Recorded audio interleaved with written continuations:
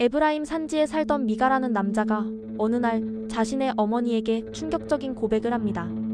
어머니가 은 1,100을 잃어버리고 도둑을 저주하던 소리를 미가가 직접 들었기 때문입니다. 사실 그 돈을 가져간 사람은 다름 아닌 미가 본인이었습니다. 아들의 고백을 들은 어머니는 저주 대신 갑자기 여호와께 복을 빌어주며 아들을 축복합니다. 미가가 훔쳤던 은 1,100을 어머니에게 돌려주자 어머니는 그중 200을 떼어 신상을 만들게 합니다. 이 신상은 미가의 집에 놓이게 됩니다. 미가라는 인물은 집에 이미 개인적인 신당을 가지고 있었습니다. 그는 거기서 멈추지 않고 제사장이 입는 옷인 에봇과 집안의 우상인 드라빔을 만들었습니다.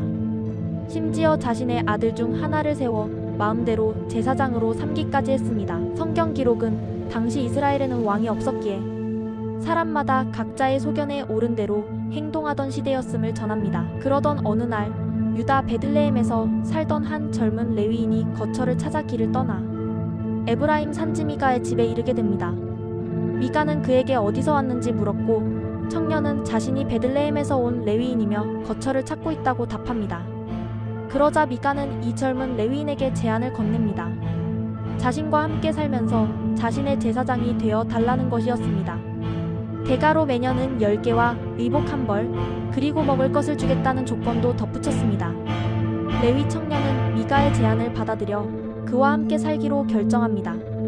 미가는 이 청년을 마치 자기 아들 중 하나처럼 극진히 대접했고 그를 자신의 제사장으로 구별하여 세웠습니다.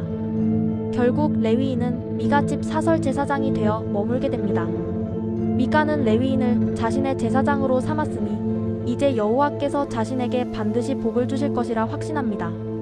한 개인이 신상을 만들고 레위인을 사적 제사장으로 삼는 이 기이한 풍경은 개인의 욕망이 신앙의 자리를 대신했던 사사시대의 단면을 보여줍니다. 이스라엘의 왕이 없던 그 시절 단 지파는 자신들이 거주할 기업의 땅을 여전히 구하지 못해 떠돌고 있었습니다. 이스라엘 지파들 사이에서 안착할 곳을 찾지 못했던 그들은 마침내 지파의 가족 중 용맹한 5사람을 뽑아 땅을 탐지하고 살피게 합니다. 소라와 에스다올에서 출발한 5명의 정탐꾼은 에브라임 산지에 이르러 미가의 집에 머물게 됩니다.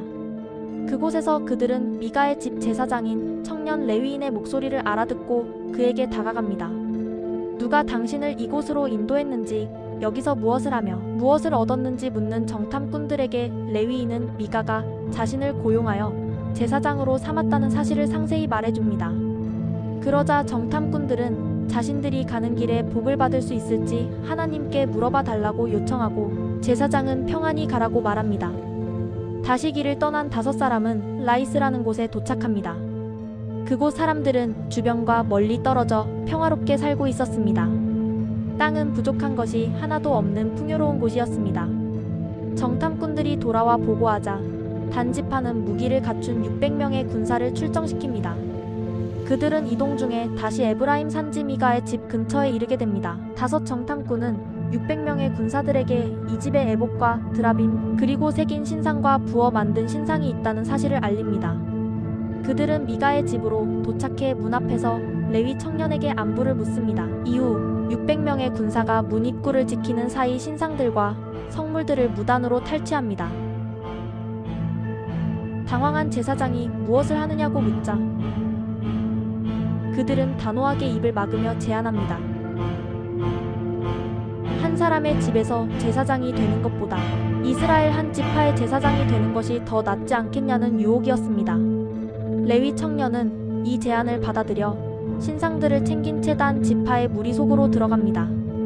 뒤늦게 이 사실을 안 미가가 이웃들을 모아 단 지파를 추격했지만 무장한 군사들의 위협 앞에 내 신상과 제사장을 빼앗아 가니 내게 남은 것이 무엇이냐며 울부짖는 것 외에는 할 수 있는 일이 없었습니다. 결국 목숨을 잃을까 두려워진 미가는 발길을 돌려 집으로 돌아갑니다. 단 지파는 미가가 만든 신상과 그 제사장을 데리고 라이스에 도착합니다. 그들은 한가로이 살던 라이스 사람들을 칼날로 치고 성읍을 불살랐습니다. 단 지파는 그곳에 성읍을 다시 세우고 자신들의 조상 이름을 따서 단이라 부르기 시작합니다. 그리고 미가의 집에서 훔쳐온 새긴 신상을 세웁니다. 그 모세의 손자이자 게르솜의 아들인 요나단과 그의 자손들은 그 땅 백성이 사로잡히는 날까지 단 지파의 제사장이 되었습니다. 미가가 만든 신상은 단 지파 사람들에 의해 계속 숭배되었습니다. 미가와 단 지파의 비극은 오늘날 우리에게 묻습니다. 당신이 믿는 것은 하나님입니까? 아니면 당신의 욕망을 채워줄 도구입니까?